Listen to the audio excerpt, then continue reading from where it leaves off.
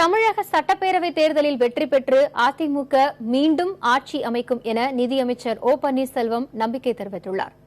ஆண்டிப்பட்டி தொகுதியில் போட்டியிடும் அதிமுக வேட்பாளர் தங்க தமிழ்ச்செல்வனை ஆதரித்து பரப்புரை மேற்கொண்ட அவர் கடந்த 5 ஆண்டுகால ஆட்சியின் நலத்திட்டங்களை பட்டியலிட்டார்.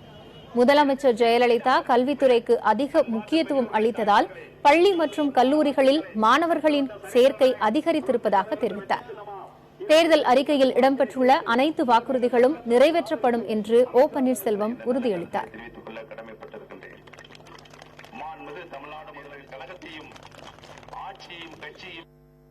இந்த தேர்தல் அறிக்கையில் எண்ணற்ற சமூக பொருளாதார திட்டங்களை, சமூக பாதுகாப்பு திட்டங்களை மாண்புமிகு அம்மா அவர்கள் மக்களுடைய நலன் கருதி, தமிழகத்தினுடைய வளர்ச்சி கருதி அறிவித்திருக்கிறாங்க.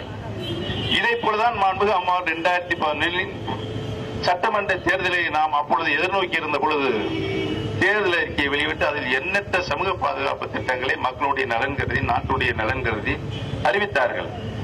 அவைகளெல்லாம் இன்றைக்கு 100% மாண்புமிகு அம்மா அவர்கள் அது பூரா நிறைவேற்றியிருக்கிறாங்க. இந்த தேர்தல் அறிக்கையும் மாண்புமிகு அம்மா அவர்கள் உறுதியாக 100% நிறைவேற்றுவார்கள்.